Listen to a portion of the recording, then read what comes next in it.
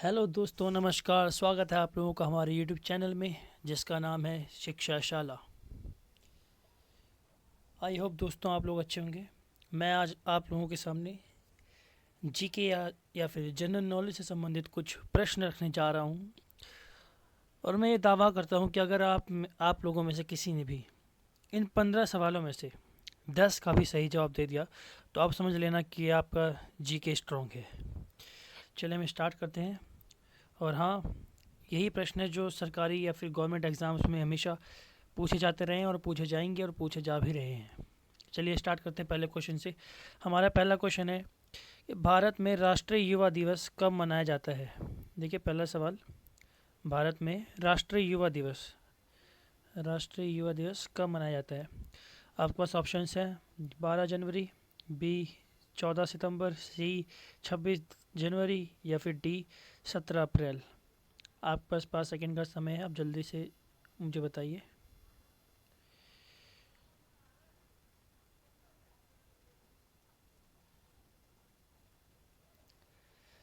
चलिए दोस्तों इसका आंसर देखते हैं।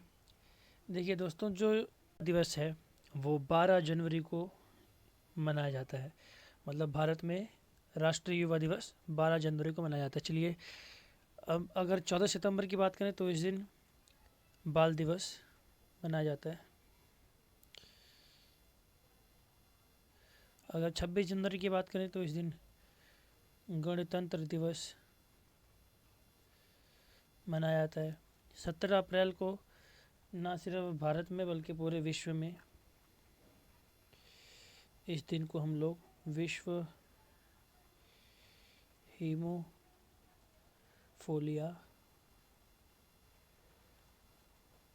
दिवस के नाम से मनाते हैं। यानी 12 जनवरी राष्ट्रीय युवा दिवस, 14 सितंबर बाल दिवस, 26 जनवरी गणतंत्र दिवस और 17 अप्रैल को विश्व हीमोफोलिया दिवस के रूप में मनाया जाता है। चलिए नेक्स्ट क्वेश्चन की ओर बढ़ते हैं। तो हमारा अगला क्वेश्चन है कि भारत सरकार ने कोविशील्ड कोरोना वैक्सीन डोज के लिए किसके साथ समझौते पर हस्ताक्षर किया है। यानी कि जो कोविशील्ड है वैक्सीन, इस वैक्सीन के निर्माण के लिए भारत ने किस कंपनी के साथ समझौता किया है। ये option serum institute of India, B विश्व स्वास्थ्य संगठन या फिर WHO, सी संयुक्त राष्ट्र संघ या फिर डी भारत बायोटेक। आपको 5 सेकंड का टाइम देता हूँ मैं।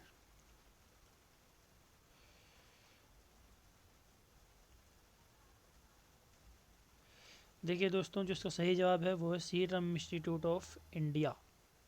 जी हाँ दोस्तों, जो कोविशील्ड वैक्सीन है इसके निर्माता कंपनी भारत में, यदि इसकी लाइसेंस की बात करें तो ये सीरम इंस्टीट्यूट ऑफ इंडिया ने जारी किया है। अगर भारत बायोटेक की बात करें तो इसके पास कोवैक्सीन का लाइसेंस है। कोवैक्सीन। जी दोस्तों, चलिए अगले क्वेश्चन की ओर बढ़ते हैं हम लोग। जो हमारा नेक्स्ट क्वेश्चन है थर्ड, वो है कि रेल पथ के मीटर गेज की चौड़ाई कितनी होती है। रेलवे ट्रैक के मीटर गेज की चौड़ाई। यदि मीटर गेज की बात करें तो ये देखिए दोस्तों, आप लाइन देख रहे होंगे, इन्हें हम मीटर गेज बोलते हैं। इसकी दूरी आपको बतानी, चौड़ाई कितनी होती है। आपके पास 5 सेकंड का टाइम है। आप लोग कमेंट सेक्शन में भी अपने जवाब बता सकते हैं। मेरे को नीचे कमेंट्स में आप सीरियल वाइज अपना आंसर बता दें। ये एक आंसर ये है, दूसरे का ये है, तीसरे का ये, ऐसे सीरियल वाइज बता सकते हैं आप, ये एक एक करके भी। चलिए आंसर देखते हैं। इसका राइट आंसर है दोस्तों 1 metre. 1 metre is the right answer. हर 1 मीटर पे मीटर गेज लगाए जाते हैं। चलिए नेक्स्ट क्वेश्चन की ओर बढ़ते हैं। जो हमारा नेक्स्ट क्वेश्चन है वो है मोटर गाड़ियों से निकलने वाली गैस कौन सी है। आप दोस्तों देखिए, यहाँ देख सकते हैं आप, ये देखिए यहाँ पर कार में से क्या निकल, पीछे सैलेंसर, जो सैलेंसर से क्या निकल रहा है, सैलेंसर से निकल रहा है धुआं। ये धुआं एक गैस के रूप में निकल रहा है। इस गैस को किस नाम से जाना जाता है। आपके पास 5 सेकंड का टाइम है, जल्दी से जल्दी कमेंट में बताइए। आपके पास ऑप्शन है carbon monoxide, carbon dioxide, chlorofluorocarbon या फिर कार्बन प्रोपेन। चलिए दोस्तों सही आंसर देखते हैं। तो इसका सही आंसर जो है वो है कार्बन मोनोऑक्साइड। जी दोस्तों, चाहे वो 2 व्हीलर हो चाहे 4 व्हीलर हो, हर गाड़ी में से ये खतरनाक गैस निकलती है जिससे वातावरण हमारा दूषित होता है। नेक्स्ट क्वेश्चन की ओर बढ़ते हैं दोस्तों, जो है फिफ्थ क्वेश्चन, गुब्बारों को भरने के लिए किस गैस का प्रयोग किया जाता है। दोस्तों आप जानते हैं कि गुब्बारे एक तो होता है मुंह से फुलाने वाला, तो उसमें तो हम लोग साफ सीधा कार्बन डाइऑक्साइड बढ़ रहे हैं। बट एक ये गुब्बारे होते हैं जिससे आपने देखा होगा कई बार, जो वैलेंट सेलर होता है वो एक गैस में से बंधे हुए गुब्बारे लाता है। इन गुब्बारों को इस गैस से भरा जाता है। इस गैस का नाम आपको बताना है। गेस कीजिए इसका क्या नाम हो सकता है। आपका ऑप्शन है हीलियम, लिथियम, कार्बन डाइऑक्साइड या फिर मीथेन। आपके पास 5 सेकेंड का टाइम है। तो दोस्तों जिसने भी हीलियम सेलेक्ट किया था वो बिल्कुल बिल्कुल 100% ठीक है। जी दोस्तों, इस गुब्बारे में हीलियम गैस भरी जाती है, जिसकी वजह से गुब्बारा जो होता है इतना हल्का हो जाता है कि ये छोड़ते ही हवा में उड़ जाता है। नेक्स्ट क्वेश्चन देखते हैं दोस्तों। तो जो नेक्स्ट क्वेश्चन है वो है, सती प्रथा का अंत करने के लिए किस भारतीय नेता ने प्रयत्न किए। जी दोस्तों, सती प्रथा आप जानते हैं कि प्राचीन भारत में एक सती प्रथा थी। जो लोग नहीं जानते उनको बताना चाहूँगा कि प्राचीन भारत में एक प्रथा थी कि यदि जो आदमी होता था अगर उसकी मृत्यु हो जाती थी तो उसकी औरत को भी उसके साथ साथ ही चिता में जला दिया जाता था। जी दोस्तों, ये बहुत ही भयानक प्रथा थी जिसका खामियाजा शादीशुदा महिलाओं को भुगतना पड़ता था। यदि उनके पति का देहांत हो जाता था तो उनको भी साथ ही साथ चिता में जला दिया जाता था, चाहे वो ज़बरदस्ती हो चाहे वो उनकी मर्ज़ी से हो। तो ये मानवाधिकारों के खिलाफ था, जिसको हटाने के लिए किस नेता ने प्रयास किए। आपका ऑप्शन है महात्मा गांधी, बाल गंगाधर तिलक, राजा राम मोहन राय या फिर सुभाष चंद्र बोस। आपके पास 5 सेकंड का समय है, आप कमेंट सेक्शन में बता सकते हैं। चलिए दोस्तों हम देखते हैं। यदि आपने महात्मा गांधी के ऊपर टिक किया है तो आप बिल्कुल 100% भैया गलत हैं। इसका सही आंसर है राजा राम मोहन राय। जी दोस्तों, राजा राम मोहन राय, इन्होंने ही सती प्रथा को हटाने के लिए ब्रिटिशर्स के साथ मिलकर कुछ प्रभावी कदम उठाए थे, जिनकी वजह से ये सती प्रथा जो थी वो भारत में ख़त्म हो सकी। बाहर तो खैर ये थी ही नहीं, बट भारत में जो ये कुप्रथा थी इसको ख़त्म किया जा चुका। तो किसके प्रयास से? राजा राम मोहन राय जी के प्रयासों से। इनकी तस्वीर आप देख सकते हैं, ये रहे राजा राम मोहन राय, ये देखिए। जी दोस्तों, चलिए अगले क्वेश्चन की ओर बढ़ते हैं हम लोग। हमारा अगला क्वेश्चन है कि राष्ट्रीय गान को गाने में अधिकतम कितना समय लगता है। जनगण मन या राष्ट्रीय गान को गाने में अधिकतम कितना समय लगता है। आपके पास 5 सेकंड का टाइम है, जल्दी बताइए। ऑप्शन है 56 सेकंड, 52 सेकंड, 54 सेकंड या 53 सेकंड। राष्ट्रीय गान यानी कि जनगण मन। दोस्तों जिसने भी 52 सेकंड सेलेक्ट किया है वो बिल्कुल 100% सही आंसर है। जो जनगण मन या राष्ट्रीय गान है इसको गाने में 52 सेकंड का समय लगना चाहिए, ये लगता है। नेक्स्ट क्वेश्चन की ओर बढ़ते हैं दोस्तों। तो नेक्स्ट क्वेश्चन हमारा है, साइमन कमीशन भारत कब आया। साइमन कमीशन भारत कब आया। ये आधुनिक भारत का बहुत ही इंपॉर्टेंट क्वेश्चन है, जो यूपीएससी से लेकर किसी भी लेवल के एग्ज़ाम में, जो गवर्नमेंट एग्ज़ाम है उसमें पूछा जाता है। हालांकि ये भी है कि इसे कई बार जो एजुकेटर्स होते हैं, एजुकेटर बनने के लिए जो एग्ज़ाम्स होते हैं उनमें भी इस प्रकार के प्रश्नों को पूछा जाता है। आपके पास ऑप्शन है 1928, 1927, 1930 या फिर 1929। 5 सेकंड का समय, जल्दी से बताइए। यदि आपको समझ नहीं आया तो मैं साइमन कमीशन के बारे में बताना चाहूँगा दोस्तों। साइमन कमीशन जो था ये, इसका जो मेन लक्ष्य था, कब आया ये तो नहीं बताऊंगा, ये तो क्वेश्चन ही है। उसका जो मेन लक्ष्य था वो तो संवैधानिक जो प्रकृति थी या कॉन्स्टिट्यूशन डेवलपमेंट जो हो रहा था उस टाइम पे, उसका अध्ययन कर उसमें सुधार पर एक रिपोर्ट तैयार करना। चलिए मैं आंसर बता देता हूँ इसका। इसका जो राइट आंसर है कि भारत कब आया वो है 1928, 1928। यदि हम 1927 की बात करें, 1927, तो उसमें दोस्तों इसका गठन हुआ था, साइमन कमीशन का गठन। इसके हेड जो बने थे वो थे sir John Simon, sir John Simon. यदि दोस्तों हम लोग 1930 की बात करें तो इसमें आपको पता ही है सबसे बहुत महत्वपूर्ण आंदोलन दांडी मार्च गांधी जी के नेतृत्व में किया गया था, जिसके अंदर 14 दिन की यात्रा रखी गई थी। 12 मार्च से 6 अप्रैल तक नमक आंदोलन के नाम से भी जिसको जाना जाता है, जो कि अंग्रेजों द्वारा लगाए गए नमक टैक्स के विरुद्ध था। यदि हम 1929 की बात करें तो दोस्तों ये बहुत ही इम्पोर्टेंट है, ये डेट बहुत ही इम्पोर्टेंट है। इसमें लाहौर अधिवेशन कांग्रेस का हुआ था। अब लाहौर अधिवेशन में क्या हुआ था, तो लाहौर अधिवेशन में पूर्ण स्वराज की मांग की गई थी दोस्तों।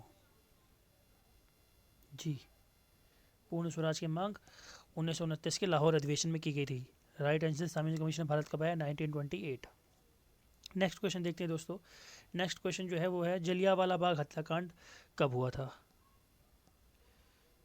आप में से कई लोग इससे परिचित होंगे। जलियांवाला बाग हत्याकांड, ये देखिए दोस्तों, आपके 5 सेकंड का समय है तो मैं थोड़ा डिस्क्रिप्शन दे देता हूँ। आप देख पा रहे होंगे दोस्तों, ये देखिए इतने सारे लोग मैदान में इकट्ठे हैं और इधर से जनरल डायर की सेना जो है उसने फायरिंग कर दी थी और सारे के सारे लोग मारे गए थे।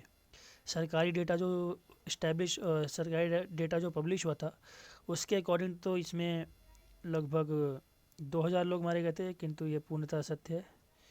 इसमें दोस्तों लगभग लगभग सभी लोग जो थे मारे गए थे। मैं कुछ बोलना नहीं चाहूँगा, आप खुद ही देख सकते हैं कि भाई कितने लोग इसमें मौजूद थे। चलिए दोस्तों आंसर देखते हैं, जलियांवाला बाग हत्याकांड कब हुआ था? जलियांवाला बाग हत्याकांड 13 अप्रैल 1919 को हुआ था। डी बिल्कुल सही आंसर है इसका। चलिए दोस्तों नेक्स्ट क्वेश्चन की ओर बढ़ते हैं। भाखड़ा नागल परियोजना या भाखड़ा नागल डैम बांध किस नदी पर स्थित है? ऑप्शन है आपके पास व्यास नदी, गंगा नदी, सतलुज नदी या फिर सिंधु नदी। आपके पास 5 सेकंड का समय है, जल्दी से जल्दी आंसर दीजिए।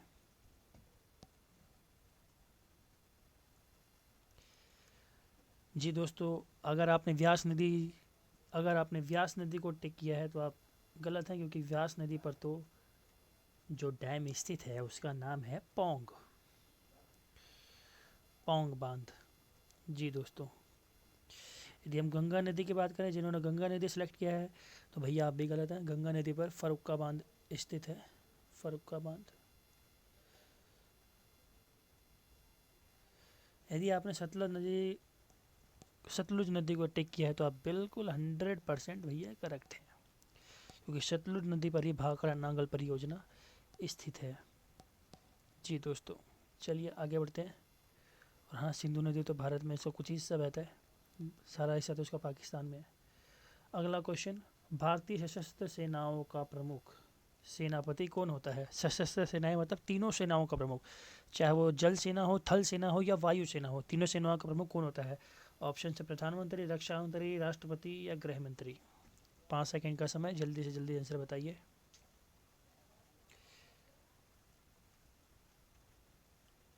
तो दोस्तों जिसने भी रक्षा मंत्री को चूज़ किया है वो बिल्कुल 100% गलत है भैया। इसका सही आंसर है राष्ट्रपति। जी दोस्तों, भारत में सशस्त्र सेनाओं का जो प्रमुख सेनापति होता है उसको हम राष्ट्रपति के नाम से जानते हैं। राष्ट्रपति अभी वर्तमान में यदि हम बात करें तो रामनाथ कोविंद जी हैं, आप फोटो देख सकते हैं, रामनाथ कोविंद जी। चलिए दोस्तों नेक्स्ट क्वेश्चन की ओर बढ़ते हैं, इसका आंसर था राष्ट्रपति। नेक्स्ट क्वेश्चन है दोस्तों कि भारत का क्षेत्रफल की दृष्टि से सबसे बड़ा राज्य कौन सा है? इसमें आप लोगों को ज़्यादा कठिनाई नहीं होनी चाहिए, ये तो छठी क्लास के बच्चों को ही पता होता है, किंतु अगर आपको नहीं पता है तो कोई बात नहीं, अभी आपको पता चल जाएगा। 5 सेकंड का समय आपके पास, जल्दी से जल्दी बताइए। आप लोग फ़ोटो को देख के भी थोड़ा गेस कर सकते हैं, हालांकि एग्ज़ाम में तो आपको फ़ोटो नहीं मिलेगी, बट हाँ मैंने थोड़ी रियायत दी है, फ़ोटो आपको दे रखी है। तो जी दोस्तों, जिसने भी राजस्थान को सिलेक्ट किया है वो 100% राइट है। जी, भारत में क्षेत्रफल की दृष्टि से सबसे बड़ा राज्य राजस्थान है। अगला प्रश्न दोस्तों ये है कि उच्चतम न्यायालय की पहली महिला न्यायाधीश कौन थी? उच्चतम न्यायालय की पहली महिला न्यायाधीश यानी सुप्रीम कोर्ट की पहली न्यायाधीश कौन थी? फर्स्ट महिला जज, किरण बेदी, सबरीमाला, फातिमा बीबी या फिर लक्ष्मीबाई। जल्दी से आंसर दीजिए दोस्तों। किरण देवी, सबरीमाला, फातिमा बीबी या फिर लक्ष्मीबाई। तो जिसने भी फातिमा बीबी को करेक्ट क्लिक किया है वो बिल्कुल 100% राइट है। ये देखिए दोस्तों आप तस्वीर फातिमा बीबी की, ये भारत की प्रथम महिला न्यायाधीश थी। अगर हम अगले प्रश्न की बात करें तो सीमांत गांधी के नाम से किसे जाना जाता है? सीमांत गांधी के नाम से किसे जाना जाता है? ऑप्शन है जवाहरलाल नेहरू, लाला लाजपत राय, लोकमान्य तिलक या फिर खान अब्दुल गफ्फार खान। सीमांत गांधी, महात्मा गांधी नहीं, सीमांत गांधी। 5 सेकंड का समय। दोस्तों जिसने भी जवाहरलाल नेहरू पे क्लिक किया है या लाला लाजपत राय पे क्लिक किया है या लोकमान्य तिलक पर क्लिक किया है वो गलत है, क्योंकि इसका सही आंसर है खान अब्दुल गफ्फार खान। जी दोस्तों, इसका सही उत्तर है खान अब्दुल गफ्फार खान। यदि हम जवाहरलाल नेहरू की बात करें तो उनको चाचा नेहरू के नाम से जाना जाता है। यदि हम लाला लाजपत राय की बात करें तो इनको पंजाब केसरी के नाम से जाना जाता है, पंजाब केसरी। लोकमान्य तिलक, इनको लोकमान्य के नाम से जाना जाता है। इनका पूरा नाम हालांकि बाल गंगाधर तिलक है। और खान अब्दुल गफ्फार खान जी को सीमांत गांधी के नाम से जाना जाता है। जी दोस्तों, हमारा आज का अंतिम क्वेश्चन, किस देश को उगते हुए सूरज की भूमि कहा जाता है? किस देश को उगते हुए सूरज की भूमि कहा जाता है? ऑप्शन है A Japan, B Bharat, C Korea या फिर डी अलास्का। जल्दी से अपना आंसर दीजिए 5 सेकेंड के अंदर। उगते हुए सूरज की भूमि किस देश को कहा जाता है? बहुत ही आसान प्रश्न है ये। तो जी दोस्तों, जिसने भी अलास्का को चुना है वो बिल्कुल गलत है। जिसने कोरिया को चुना है, कई मेरे दोस्त भाई इसमें कोरिया, भारत और जापान में कंफ्यूज होते हैं, क्योंकि तीनों ही ईस्टर्न देश हैं। बट हम बात करें सही आंसर की तो वो है जापान। जी दोस्तों, जापान को उगते हुए सूरज की भूमि कहा जाता है, क्योंकि सबसे पहले जो सूर्योदय होता है वो किसी देश में होता है तो वह है जापान, सबसे ईस्टर्न कंट्री। जी दोस्तों, चलिए, आशा करता हूँ कि आपको आज के प्रश्न पसंद आए होंगे मेरे, और आपके आंसर्स मैं कमेंट में वेट करूँगा, आपके आंसर्स का इंतज़ार करूँगा, और जिसका भी आंसर सही होगा उसको मेरी तरफ से एक हार्ट मिलेगा। और हाँ दोस्तों, आप लोग मेरे इस चैनल को सब्सक्राइब करना ना भूलें, लाइक करना ना भूलें, कमेंट करना ना भूलें और शेयर तो ज़रूर करें। इन्हीं सब बातचीतों के साथ मैं आपको जय हिंद, जय भारत।